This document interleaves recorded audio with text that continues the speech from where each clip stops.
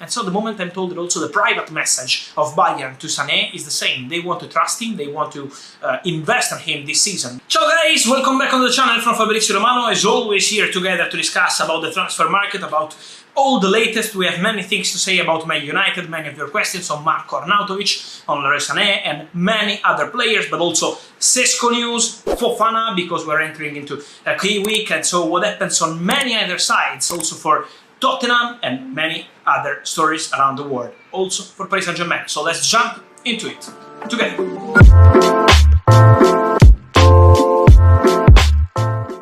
And so guys, let me begin with Manchester United. It was not a happy Sunday, losing at Old Trafford with Brighton, not a good game for Man United, the first one of Erik ten Hag at Old Trafford. They need time, they need new signings, and I told you many times of the meetings with the agent of Benjamin Šeško, this talented striker from Red Bull Salzburg. But from what I'm told in the last 24 hours, the position from Salzburg was really clear. They want to keep the player at the club this summer. So the only option they would accept is to sell the player now, but for summer 2023. So let's see what happens with Salzburg, but Man United, Chelsea also had the meeting with Šeško agent, and Red Bull Leipzig with a very positive meeting with CEO Oliver Mintzlaff and the agent of the player Elvis Bosanovic, but now it's time to decide on the future of the player. So there will be a meeting between Šeško, his family and his agent to decide the next step, but Salzburg have no intention as of now of selling the player this summer. What does it mean for Man United? To look at other options, and Marko Arnautovic, Bologna striker, is one of the possibilities. Would be a return for him in the Premier League after the experience at West Ham a few years ago. Now Bologna insists they don't want to sell Arnautovic because he's a really important player for them,